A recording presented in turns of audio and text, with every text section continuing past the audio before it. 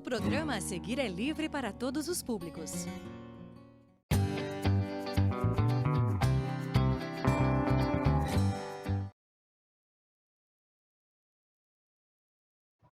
Olá, crianças! Tudo bem com vocês? Eu sou a professora Andrieda e estou aqui para conversar com a turma do terceiro ano. Bom, como vocês já sabem, agora aqui no cantinho nós temos o QR Code. Quando você aponta a câmera do seu celular para ele, você é enviado direto para o YouTube da Secretaria Municipal de Educação. Lá tem todas as nossas aulas que você pode assistir sempre que tiver dúvidas. Não é legal? Bom, e por falar em aula, vamos continuar as nossas aulas de relato pessoal. Hoje nós vamos fazer a aula 8 do livro Aprender Sempre, do volume 2, tá? Essa aula você vai encontrar lá na página 14. Então, na aula 7, nós fizemos o planejamento de um relato pessoal. Lembra que eu estou aqui conversando com vocês sobre um dia memorável da minha vida? Estou modelizando para que vocês consigam fazer um relato da vida de vocês, de um dia memorável da vida de vocês, né? Então, lembrando que eu estou falando do dia que a minha turma do primeiro ano, lá de 2019, apresentou uma cantata de Natal para os pais lá na minha escola, tá? Então, hoje, nós vamos produzir o nosso relato. Lembra que na outra aula nós fizemos a sequência desses fatos. Então, hoje nós vamos textualizar, ou seja, vamos pegar todas aquelas ideias que nós já organizamos em tempos cronológicos, ou seja, como ela aconteceu, e vamos transformar ela num texto. Então, nós já temos o esqueleto do que eu preciso escrever junto com vocês. Então, aqui nós já temos a sequência do que a gente vai trabalhar hoje, ou seja, o meu relato. Lembra do que eu estou falando? Da minha cantata. Então, vamos reler a sequência dos fatos? Então, aqui, estava animada e ansiosa com a apresentação da cantata de Natal. Organizei todas as coisas, peguei o meu violão e fui para a escola. Ensaiamos o repertório mais uma vez. Decoramos o pátio para receber os pais e outros alunos. Iniciamos a apresentação assim que os pais e os demais alunos da escola chegaram. Foi uma apresentação muito linda. A parte que vale um destaque especial é a parte que cantamos em inglês e todos aplaudiram em pé. Então, esse é o meu esquema, né? Lembra que é do meu mapa sequencial? Então, foram nessas ordens que as coisas foram acontecendo. Então, agora nós vamos fazer o quê? O texto. Então, eu peguei todas essas ideias e já comecei a montar aí na tela, como vocês podem ver, um parágrafo. Então, vamos iniciar a leitura do meu relato para vocês verem como que ele ficou em forma agora de texto e não mais, né, dos mapas ou sequencial ou de ideias. Eu estava muito empolgada e nervosa, pois era o dia que meus alunos e eu iríamos apresentar a cantata para os pais e toda a escola. Então, aqui a gente já viu que eu peguei a ideia e transformei ela em um parágrafo, né? Coloquei mais algumas palavras para poder realmente se transformar em um parágrafo. Mas a ideia central está aí, que eu estava animada porque era o dia da apresentação da cantata de Natal. Vamos continuar? Arrumei todas as coisas que precisava para poder enfeitar e deixar o pátio da escola bem bonito. Também peguei meu violão, o microfone e fui trabalhar. Vamos continuar. Ao chegar na sala de aula, percebi que meus alunos também estavam ansiosos com a nossa apresentação, depois de conversar com eles. Então, por quê? Porque eu cheguei, fui conversar com eles e eu notei que eles estavam ansiosos também.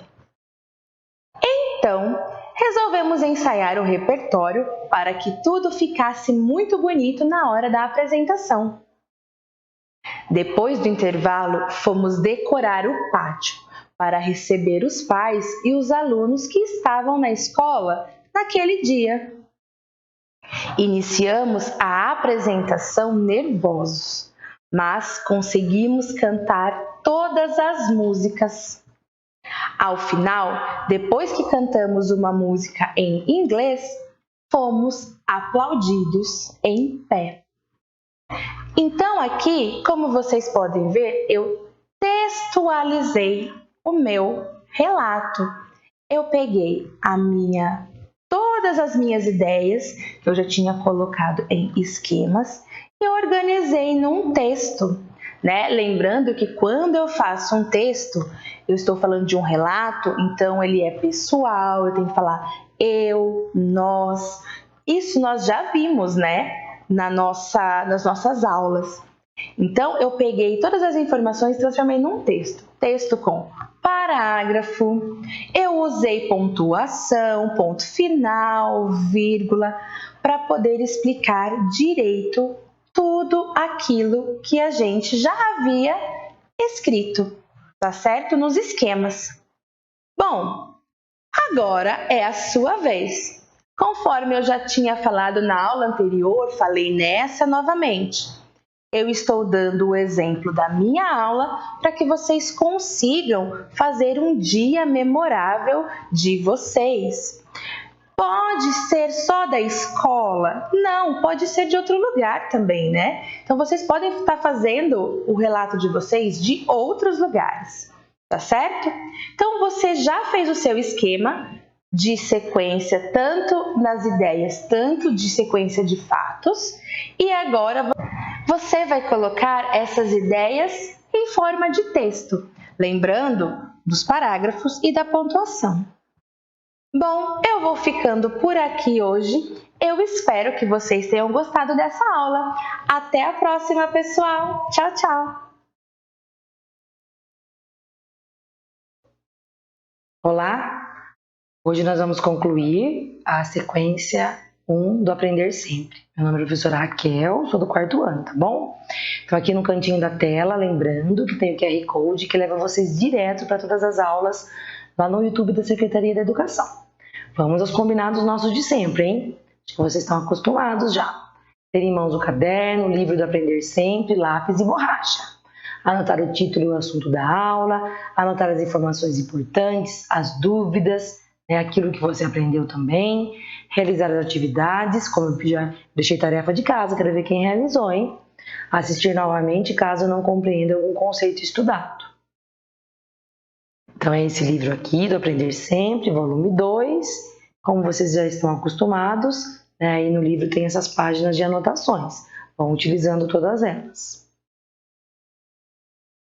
Hoje nós vamos fazer a aula 9 e 10, tá? Vamos concluir essa sequência aqui. É a sequência 1, aula 9. É hora de revisar e de colocar a mão na massa. Então, hoje nós vamos revisar as regras do jogo e fazer o jogo mesmo. Então, a gente estava apenas planejando, né? O que vamos aprender? Nesta aula, você e seu grupo revisarão o texto com as regras produzidas no encontro anterior. Além disso, colocarão a mão na massa e produzirão o jogo de tabuleiro. Então, primeiro, número 1 aí, reveja o texto instrucional com as regras do jogo, usando o quadro de revisão abaixo. Vocês têm aí esse quadro, deixa eu mostrar o quadro para vocês. Eu achei que eu tinha colocado ele aqui primeiro, peraí. Esse quadro aqui, ok? Então, eu coloquei cada perguntinha separada, mas é esse quadro aí. Então, a primeira coisa que nós vamos ter que ver é isso aqui. Empreguei corretamente os verbos nos modos imperativo, indicativo e infinitivo. Ó. Eu empreguei os verbos lá na minha regra do jogo, eu vou olhar na minha, depois vocês vão olhar na minha junto comigo e vão olhar na sua depois, tá? Na regra do seu jogo. Então vamos lá. Vamos ver se eu usei os verbos no modo infinitivo, imperativo. Vamos lembrar. O verbo, como a gente estudou nas últimas aulas, ele é o quê? Uma palavrinha que indica a ação, né? Ação, fenômeno da natureza. E no caso aqui são ações, porque a gente está escrevendo regra para um jogo, né? É aquilo que a gente vai fazer no jogo. O modo infinitivo é o verbo puro, sem a conjugação. É o lançar, correr, pular. São os verbos que terminam com ar, ir, né? Então, são os verbos do infinitivo. E com or, então a gente tem esse verbo, esse modo, né? Esse tempo verbal que a gente chama de infinitivo. E no imperativo? Imperativo é quando ele está dando uma ordem para a gente. Então, aqui, por exemplo, lançar está no modo o quê? Infinitivo. Se for escrever ele no modo imperativo, é lance, né? Lance o dado. Eu posso escrever tanto lançar quanto lance. Então, eles querem que a gente volte aqui para a regra do jogo, para a gente ver se os nossos verbos estão escritos nesses dois tempos aqui.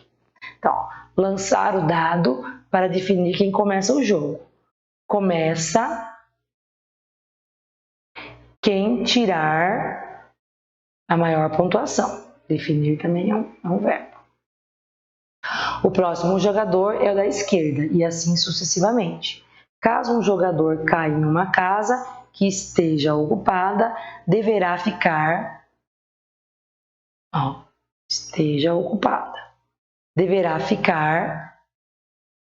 ao lado, ocupando a mesma casa do tabuleiro. Ocupando, né? Então, aqui eu tenho os verbos da minha preparação do jogo. Nem estou ainda no modo de jogar, né? Então, aqui eu tenho no tempo infinitivo, no tempo infinitivo, no tempo imperativo, infinitivo. Então, aqui, o verbo esteja, ele está no outro modo, no modo indicativo. Ficar está no modo infinitivo e ocupando indicativo também, tá? Eu expliquei aqui um pouquinho de cada um deles. Então, vamos continuar para ver se eu usei os verbos nesse tempo mesmo. Ó. Lançar, né? Está no modo infinitivo, terminando com ar. Caminhar também, né? Quantidade de pontos tirada, que foram os pontos. A quantidade tirada. Está no modo indicativo, combinando com quantidade. Se cair em uma casa, está no modo que? Infinitivo, marcada. Retirar, de novo, no modo infinitivo.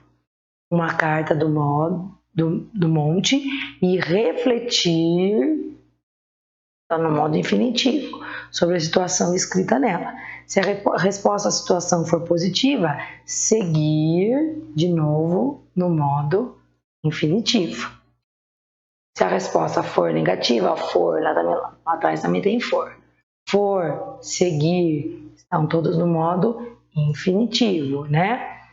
Depois de concluir a jogada, passar o dado ao próximo jogador até que o primeiro consiga chegar ao fim da trilha, vencendo o jogo. Então, aqui o que eu tenho? Concluir, passar, chegar, no infinitivo, né? O primeiro, consiga, está combinando o quê? Com o primeiro, né?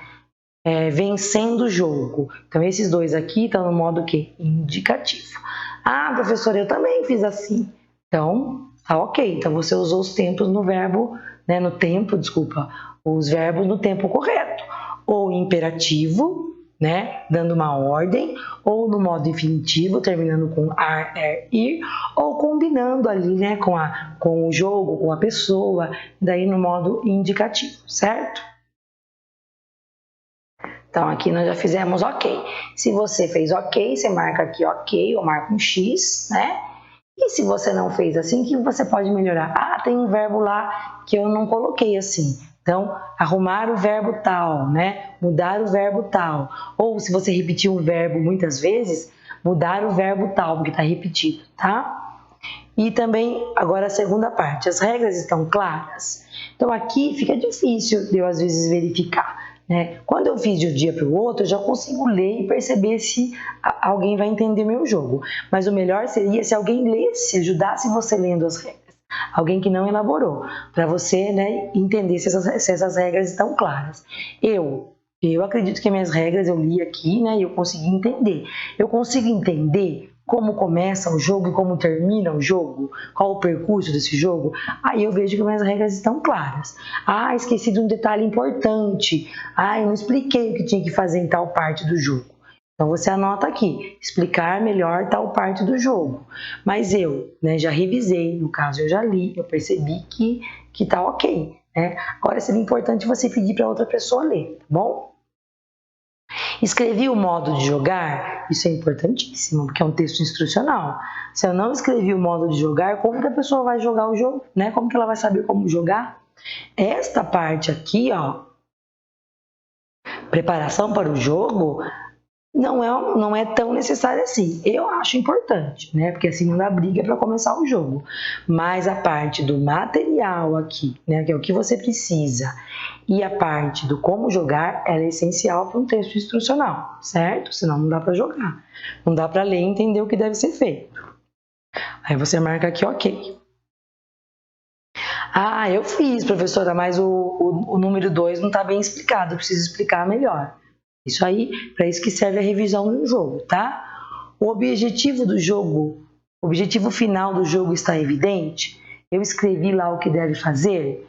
No caso, eu escrevi, né, que você deve percorrer, né, toda a trilha até que você chegue até o final, né? Então, eu coloquei lá, o objetivo é chegar à última casinha do jogo lá, tá?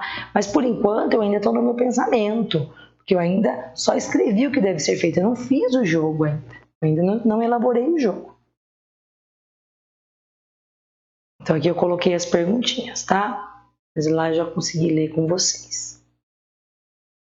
Depois que eu verificar tudo isso, se né, minha regra tá ok, apagar, consertar, arrumar os verbos, explicar melhor, aí agora mãos na massa.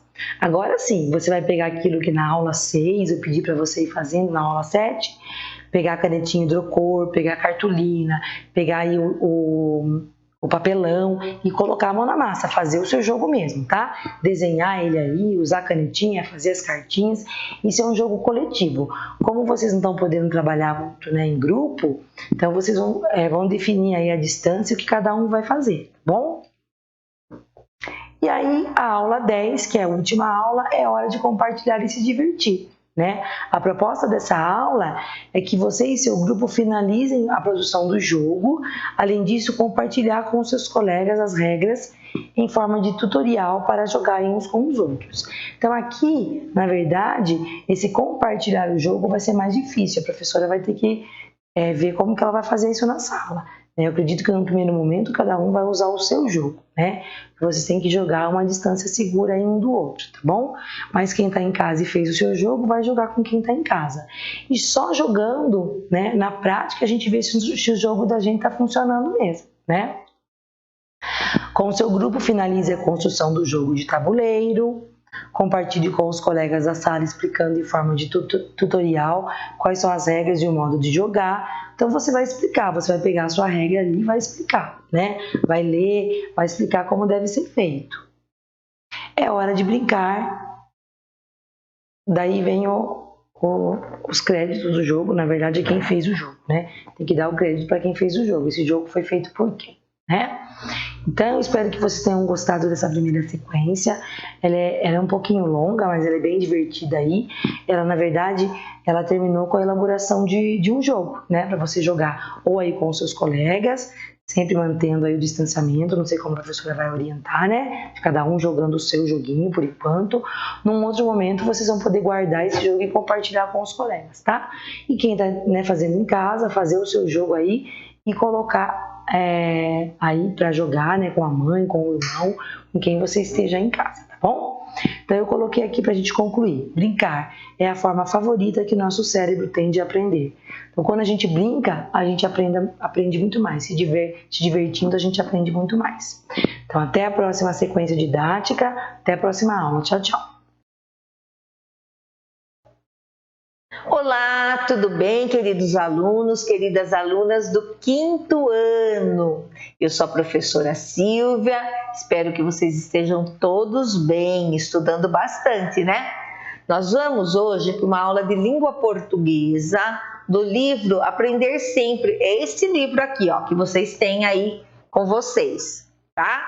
Ó, segundo o quinto ano, ensino fundamental, língua portuguesa e matemática 2021, segundo volume, tá ok? Vamos lá para vocês acompanhar juntos. A sequência didática 1, fato e opinião, lendo e comentando textos jornalísticos digitais. Aula 6, que é de hoje, nós vamos ver um pouquinho, nós vamos estar lendo e comentando uma reportagem. Aproveita aí embaixo que vocês têm o QR Code e vocês podem estar assistindo outras aulas, essa daqui novamente, tá ok? O que vamos aprender? Nesta aula, realizaremos juntos a leitura de uma reportagem sobre como o Halloween ofusca o folclore nacional. Na questão 1, nós temos esse enunciado. Atualmente no Brasil é muito comum encontrarmos crianças fantasiadas comemorando o Dia das Bruxas, passando de casa em casa pedindo doces. Entretanto, você parou para pensar por que comemoramos o Halloween no Brasil? Então aqui nós temos nessa foto, ó, elucidando um pouquinho, as abóboras, né, que são comuns, essas caretas esculpidas nas abóboras, e elas geralmente são iluminadas, que são, é assim, o signo sinal do Halloween, né? As crianças todas maquiadas, olha lá, essa daqui tá de bruxinha, essa bruxinha bonitinha também. Vamos lá então para a próxima. Vamos relembrar as características do gênero reportagem? O gênero reportagem é predominantemente em jornais e revistas que a gente tem esse gênero, né? Com o objetivo de informar o leitor detalhadamente sobre um artigo, sobre uma manchete, sobre uma questão. Ele abriga uma linguagem mais formal, depoimentos de especialistas, dá mais credibilidade, né, para o fato. Pode ter imagens, gráficos e tabelas para melhor explicar o texto, ok? Então aqui nós temos, ó, jornais digitais, né, que está aqui nesse tablet, jornal em papel, né, impresso. Aqui também nós temos outro em um computador, né, para a gente entender melhor como esse gênero circula. 3. Agora vamos ler juntos a reportagem sobre a celebração do Halloween e o folclore brasileiro. Durante a leitura, sublinhe em seu livro as opiniões contidas no texto. Então, um exercício ótimo, né? Para a gente ficar bem ligado e prestar bem atenção. Vamos pensar sobre o título da reportagem? Então, geralmente a gente, quando pega um texto, a gente olha para aquele título. O que será que esse título vai me trazer? Vamos pensar juntos? Ó, no Brasil, Halloween ofusca folclore brasileiro. É esse o título. O que quer dizer ofuscar? Ó, a professora trouxe aqui para você. Ofuscar é ocultar, encobrir, esconder. É esse o significado de ofuscar, ok? Então, o que será que o Halloween esconde, encobre, oculta do folclore brasileiro? Então, novamente aqui o símbolo do Halloween, que é a abóbora esculpida e com alguma iluminação no interior. No Brasil, Halloween ofusca folclore brasileiro. Esse é o título da manchete. Olha aqui o olho da notícia aqui, né? Lembra que a gente viu isso em aulas passadas? Essa inversão cultural faz com que não lembremos que o dia 31 de outubro no Brasil é dedicado a um personagem genuíno do folclore nacional, o Saci Pererê, que permanece parcialmente esquecido no nosso imaginário. Essa reportagem circulou em 18 de 9 de setembro, de 2020, por Bruno Militão. A arte foi de Beatriz Abdala, Jornal da USP, circulou pelo Jornal da USP. Então, nós temos aqui uma imagem de uma bruxinha, com o caldeirão. Aqui, a abóbora esculpida, com essa careta, iluminada. E aqui o nosso Saci Pererê, de uma perna só lá, com o cachimbo, com a touquinha vermelha, o shortinho também vermelho. E não está com uma cara muito alegre esse Saci, Vamos ver por quê. Anualmente comemora-se o Halloween, no dia 31 de outubro. Gostosuras ou travessuras? Perguntam as crianças ao saírem fantasiadas, pedindo doces de casa em casa.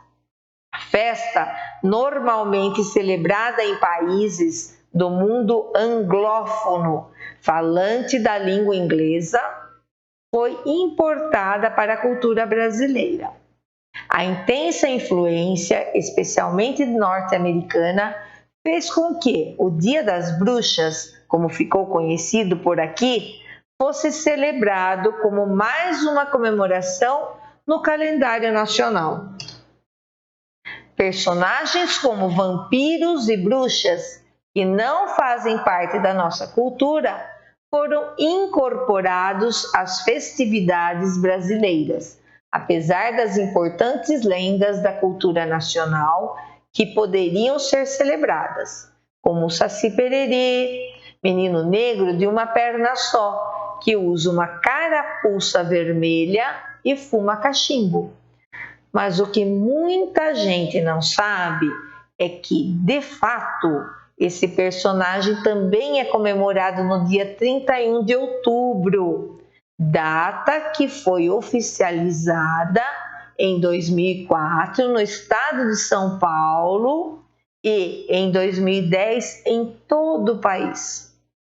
Para entender por que a celebração de Halloween tornou-se tão comum no Brasil, apesar da presença de figuras emblemáticas no folclore brasileiro e que fazem parte do imaginário nacional, é preciso antes saber de onde vem a cultura de celebrar essa data e de que formas ela chega até nós.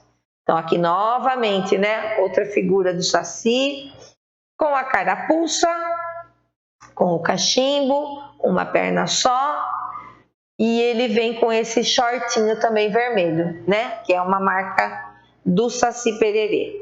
Vamos continuar nosso texto. Origem das festividades. Normalmente, quando pensamos em Halloween, ou Dia das Bruxas, imagens como fantasias, doces e abóboras esculpidas com rostos medonhos vêm à nossa cabeça.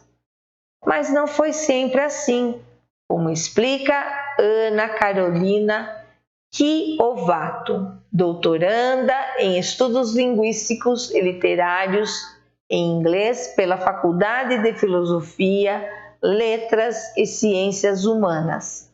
Essa é a sigla da faculdade da USP. FFLCH.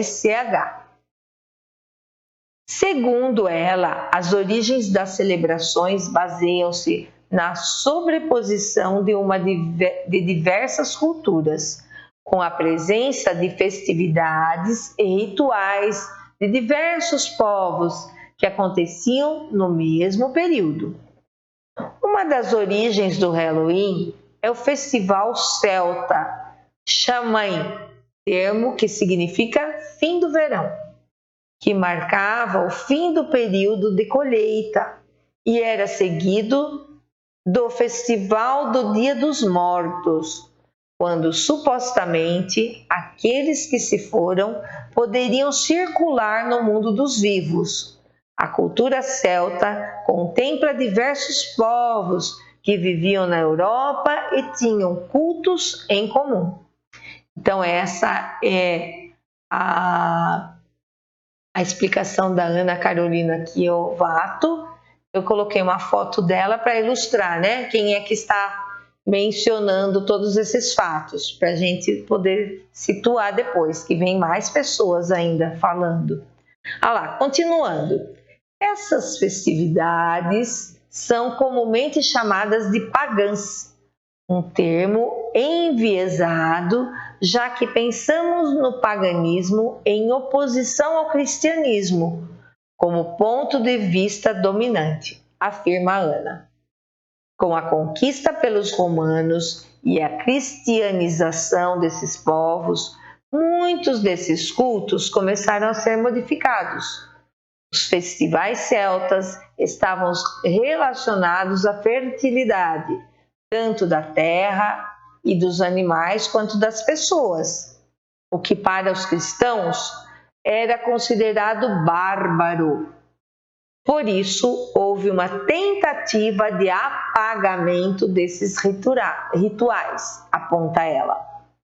Povo celta, o significado é povo indo-europeus da antiguidade, que no segundo e primeiro milênios antes de Cristo habitavam um território que ia desde a Turquia atual, né, central, até as Ilhas Britânicas.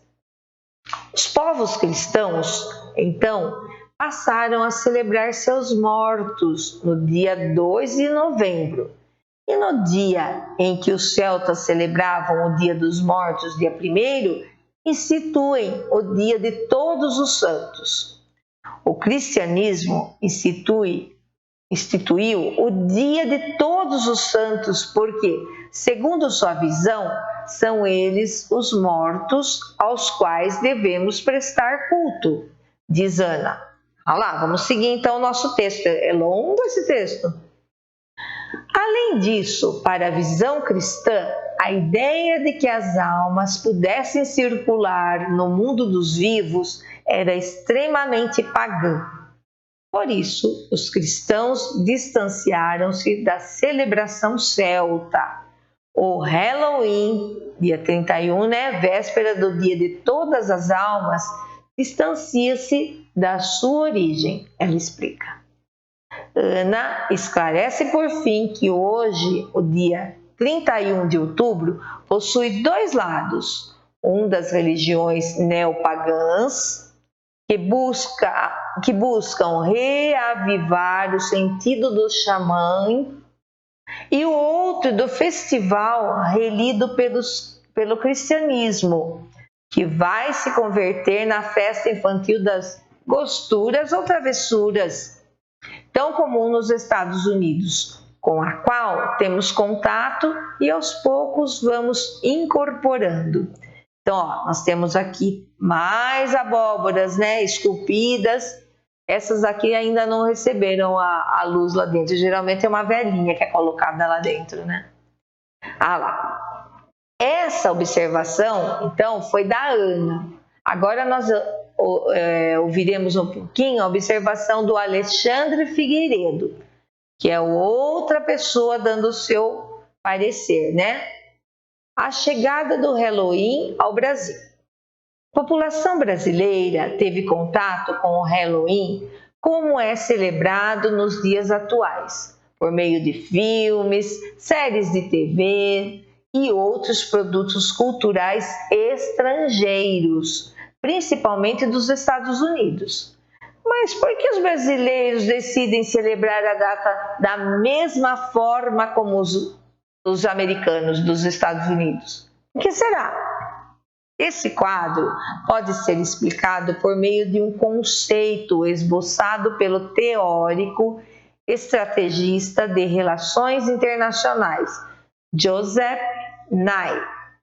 O soft power, normalmente traduzido como poder brando, Alexandre Ganan Figueiredo, historiador e pesquisador de pós-doutorado pela Faculdade de Economia, Administração e Contabilidade de Ribeirão Preto, FEARP, da USP também. explica que esse termo diz respeito a um conjunto de iniciativas não militares ou econômicas, a fim de que um Estado atinja seus interesses de política externa. Então, é um outro olhar do Alexandre Figueiredo, né? Vamos continuar, que é longa, né, a leitura de hoje. O soft power diz respeito à capacidade de um país ter influência direta em outros por meio de sua cultura, sua capacidade de se projetar como exemplo para o mundo, ele explica. No caso dos Estados Unidos, um exemplo é a poderosíssima indústria cultural norte-americana, como produções de Hollywood e de séries de TV, que chegaram ao Brasil logo após a Segunda Guerra Mundial, praticamente junto com a televisão. Outras formas desse poder se manifestam na influência acadêmica, como a leitura e intercâmbio de pesquisadores. Por fim, Figueiredo descreve também como elemento desse tipo de influência a exportação de um estilo de vida ideal, apresentado como um modelo a ser copiado. Olha que perigo! Isso é muito forte aqui, seja no consumo dos produtos estrangeiros ou até mesmo copiando seus costumes, como é o caso da comemoração do Halloween no Brasil, Figueiredo diz. Ainda segundo Figueiredo, é tanto por meio do consumo da cultura norte-americana, como filmes e séries, quanto pela busca do ideal americano de vida, que a celebração do Halloween vai se instalando no país. O Dia das Bruxas não possui relação com as tradições e a formação cultural brasileiras. Ela não possui nenhuma relação, né, com a nossa cultura, com a nossa essência, né, de brasileiros. Por isso não é usual, conclui Figueiredo. Continuando. 31 de outubro, por aqui, é celebrado o Saci Pererê. Então, nós celebramos no dia 31 de outubro o nosso folclore sobre o Saci Pererê. É a partir da perspectiva de que não há ligações entre a celebração do Halloween e a cultura brasileira que, em 2003, apresentou-se um projeto de lei para que no dia 31 de outubro fosse celebrado no Brasil o Dia do Saci, um dos mais conhecidos personagens do folclore nacional. Em 2004, a data foi oficializada no estado de São Paulo e em 2010 no país. Bruno Baronetti, pesquisador e doutorando em História Social pela Faculdade de Filosofia, Letras e Ciências Humanas, FFLCH, da USP também, vê o Dia do Saci como uma resposta à indústria cultural americana, em um momento no qual filmes de grandes franquias com personagens do imaginário do Halloween, como os vampiros, começavam a ganhar força. Além disso, havia uma percepção de que cada vez mais escolas do ensino básico valorizavam o Dia das Bruxas no modelo norte-americano. Aponta. Tendo o Brasil um folclore muito rico, com lendas, histórias vindas da miscigenação entre diversos povos, o que é próprio da nossa formação como país, foi colocado uma questão. Por que não promover uma reflexão sobre o papel da cultura nacional? Olha que reflexão ótima! Então tem aqui a foto do Bruno, né? Que é o Bruno Baronetti. Ele que está dando agora a ideia dele, né? Ele está afirmando com muita propriedade. O Saci é uma lenda que traz tradições principalmente do sul e do sudeste do Brasil, mas apresenta características intrínsecas à formação do Brasil. O Saci é um jovem negro com seu cachimbo, um elemento indígena. Além disso, traz elementos da cultura árabe, que dominou durante séculos a Península Ibérica, explica o historiador. Os elementos da cultura árabe presentes na lenda do Saci Pererê manifestam-se na lenda do menino que pode ser preso em uma garrafa e conceder desejos. Dispositivos narrativos presentes no ciclo de As Mil e Uma Noites, coleção de narrativas onde se encontra a figura do gênio da lâmpada. A própria lenda dessa personagem representa o amálgama da nossa cultura. A ideia não é acabar com o Halloween, mas criar um contraponto para que as crianças, além da tradição estrangeira já conhecida, passem a ter contato também com tradições e culturas nacionais. Conclui o historiador, resgatando o pensamento de Plínio Marcos, dramaturgo brasileiro, dizendo que um povo que não ama e preserva suas formas de expressão mais autênticas jamais será um povo livre. Então temos aí até a ideia do dramaturgo Plínio Marcos, né? Então agora vamos para vocês. Agora a tarefa é de vocês, né? Na questão 4, após a leitura da reportagem, que é essa leitura que nós realizamos agora, registre no seu livro o texto citando trechos da reportagem que concorda ou que você discorda. Lembrando que é importante justificar a sua escolha, né? Sempre é importante a gente justificar. Se sim, por que sim? Se não, por que não? Qual é o fato trazido pela notícia? Vocês vão responder essa tarefa para vocês fazerem. Qual é o fato que nós lemos a notícia todinha? B. Cite o nome de 2 especialistas que opinam durante a reportagem.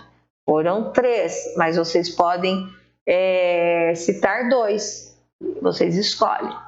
C. A forma como os especialistas defenderam as opiniões sobre o fato foi baseada em quê? Então, baseada em quê que esses especialistas expressaram suas opiniões, defenderam suas opiniões? D. As informações e opiniões de especialistas trazidas na reportagem ajudaram você a pensar e formar uma opinião sua a respeito do assunto? Se sim, vocês respondem sim e por quê? O que vocês acharam que vocês concordam ou não, o que vocês discordam? E sublinhe no texto as opiniões dos especialistas. Isso desde o início do texto a gente estava atento a isso, né? Para a gente ter bastante atenção quando lido o texto. Então, espero que vocês tenham gostado da nossa aula de hoje, né? Que tenha contribuído muito para as suas reflexões. E até a próxima aula. Um forte abraço da professora Silvia. Tchau, tchau!